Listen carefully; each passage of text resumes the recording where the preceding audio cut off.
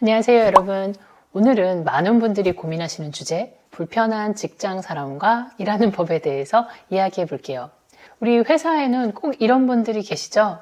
아침부터 요즘 애들은 말이야 하면서 시작하는 꼰대 상사. 상사에게 동료 이야기를 전하고 다니는 고자질쟁이. 일은 안 하면서 하루 종일 수다만 떠는 팀원. 모든 의견에 반대만 하는 부정적인 동료. 이런 사람들과 매일 마주치면서 스트레스 받고 계시진 않나요? 하지만 일을 그만둘 수도 없고 매일 이렇게 스트레스를 받으면서 지낼 수도 없잖아요. 오늘은 이런 불편한 동료들과 현명하게 지내는 방법을 자세히 알아보도록 하겠습니다. 함께 가실까요? 먼저 여러분, 감정의 주인이 되세요. 누군가가 정말 싫을 때 가장 먼저 망가지는 건 바로 우리 감정입니다. 아침에 출근하기도 싫고 그 사람 목소리만 들어도 짜증나고 심지어 퇴사까지 고민하게 되죠. 스탠포드 대학교의 로버트 서튼 교수는 이런 말을 했습니다. 직장에는 항상 불편한 사람이 있기 마련이다. 그래서 그들을 바꾸려 하지 말고 나 자신의 반응을 관리하라. 여기서 실천할 수 있는 구체적인 방법을 알려드릴게요. 첫 번째는 하루 5분 명상을 하는 겁니다. 출근 직후나 점심시간에 조용한 곳을 찾아서 눈을 감고 깊게 숨을 들이쉬고 내쉬는 것을 반복해 봅니다. 그리고 회사에서 하루 동안 불편한 감정이 들 때마다 그렇게 3번 정도 깊게 호흡을 하는 거예요. 두 번째는 확증 편향을 벗어나야 합니다. 확증 편향이라고 하면 그 사람의 안 좋은 면만 더 확대해서 계속 안 좋은 면만 보려고 하는 거죠. 하지만 사람은 누구나 안 좋은 점도 있지만 좋은 면도 있을 거예요. 그래서 그 사람의 장점도 의도적으로 찾아보도록 노력을 해보셔야 합니다. 그래서 부정적인 행동에만 집중하지 않고 그 사람이 다른 사람들에게는 어떤 긍정적인 평가를 받고 있는지도 한번 억지로라도 찾아봐서 그 사람의 긍정적인 면을 하나씩 적어보는 것도 도움이 됩니다. 그리고 세 번째는 감정 일기를 써보는 건데요. 그날 있었던 일과 느낀 감정을 짧게라도 기록을 하면서 왜 그런 감정이 들었는지를 분석해 보고요. 더 중요한 건 다음에 비슷한 일이 발생했을 때 어떻게 대처할지를 계획을 세워보는 겁니다. 이때 여러분, 험담을 하시는 분들 있잖아요.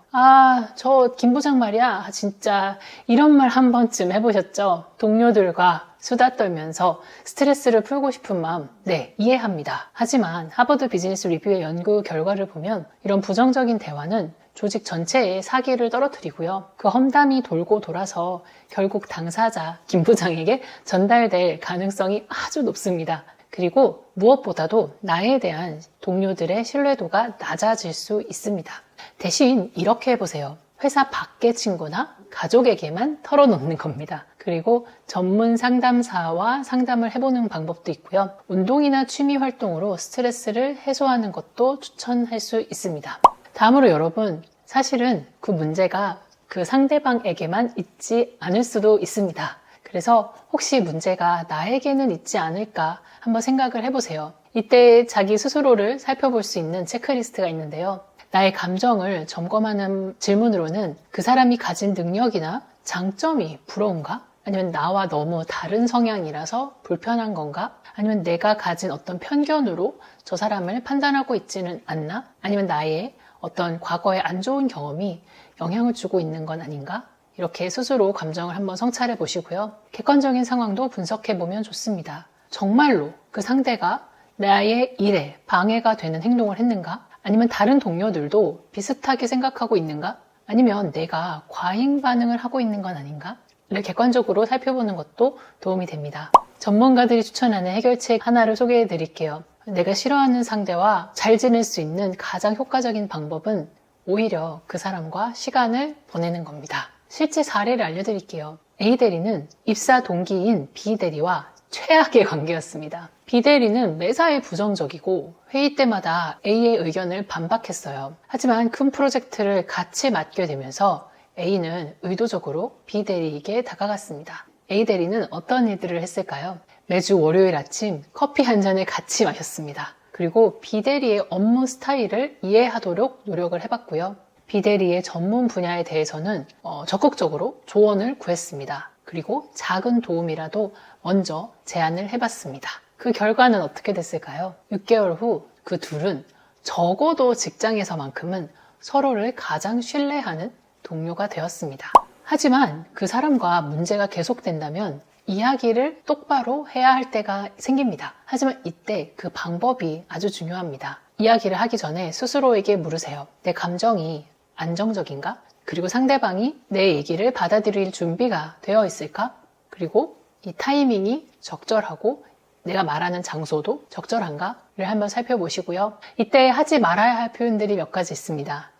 김 대리님 회의 때마다 말이 너무 많으세요. 아니, 김 대리님 일은 안 하면서 왜 이렇게 간섭하세요?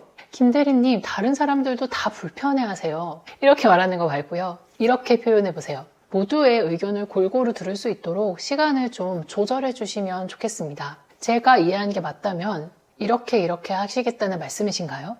우리 팀에 도움이 될 만한 제안을 해주시겠어요? 이렇게 말을 한다면 그 사람을 공격하는 것이 아니라 그 사안에 대해서 해결책을 구하려는 대화를 시도하는 것이기 때문에 그 상대가 프로의 레벨에서 덜 기분 나쁘게 그리고 더 적극적으로 반응을 할 것입니다. 마지막으로는 신경 끄기 기술을 발휘하셔야 합니다. 이모셔널 인텔리전스로 유명한 심리학자 다니엘 골먼은 감정적인 거리두기를 제안하는데요. 그 사람의 행동이 나와 직접적으로 관련이 없다고 생각하는 겁니다. 이거는 직장에서 불편한 동료의 행동이나 말을 개인적으로 받아들이지 않도록 하는 심리적 거리두기 전략인데요. 예를 들어 그 사람이 회의 중에 부정적인 말을 하더라도 그건 나를 향한 게 아니라 저 사람이 원래 저렇게 말을 하는 성향의 사람이구나 하고 생각하는 거예요. 그래서 그 사람의 뒷담화나 고자질을 들어도 이건 내 문제가 아니라 저 사람의 행동 방식일 뿐 하고 감정적으로 거리를 두는 겁니다. 이런 식으로 생각하면 그 사람의 행동에 여러분 스스로가 덜 영향을 받고 감정적인 스트레스도 줄일 수 있습니다. 그리고 이 또한 지나가겠지라는 마음을 가지면서 모든 상황이 영원하지 않다는 것을 기억하시는 거예요. 지금 불편한 이 상황도 언젠가는 변화할 것이고 그때까지 차분하게 기다리는 자세를 유지해 보는 겁니다. 그리고 업무적인 관계로만 제안을 하세요. 절대 업무 시간 이후나 주말에 연락을 하거나 만나지 않도록 하는 겁니다. 실제로 저는 제가 불편한 사람에게 이메일이나 문자가 오면 업무 시간 이외에는 웬만하면 바로 대답을 하지 않고요. 상대로 하여금 내가 이 사람과는 공적인 관계가 전부구나 라는 생각이 스스로 들게끔 하는 것입니다. 그리고 여러분 가장 중요한 게 있습니다. 바로 여러분의 에너지를 나의 성장에 투자하세요. 누군가를 신경 쓰는 것 자체가 너무나 많은 에너지와 감정을 필요로 하죠. 그 아까운 에너지를 여러분의 성장에 쓰도록 하세요. 여러분이 그 에너지를 여러분 스스로에게 투자를 하면 할수록 점점 더 상대방이 여러분의 마음 한켠에서 희미하게 사라지는 것을 느끼실 수 있으실 겁니다. 자, 지금까지 직장에서 불편한 사람들과 현명하게 잘 일할 수 있는 법에 대해서 살펴봤습니다. 지금까지 배운 내용을 정리해볼까요? 첫째, 내 감정 관리가 최우선이다. 둘째, 험담은 절대 금지. 셋째, 자기 성찰을 해볼 것. 넷째, 상대를 이해하려 노력해볼 것. 다섯째, 상대방의 장점을 찾아볼 것. 여섯째, 현명하게 이야기할 수 있어야 할 것. 일곱 번째, 때로는 신경을 끄도록 할 것. 여러분은 어떤 방법이 가장 도움이 될 것 같으신가요? 혹시 여러분만의 특별한 노하우가 있다면 댓글로 공유해주세요. 실천할 수 있는 작은 것부터 시작해 보시면 좋겠습니다. 그럼 저는 다음 영상에서 더 좋은 내용으로 다시 찾아오겠습니다. 감사합니다.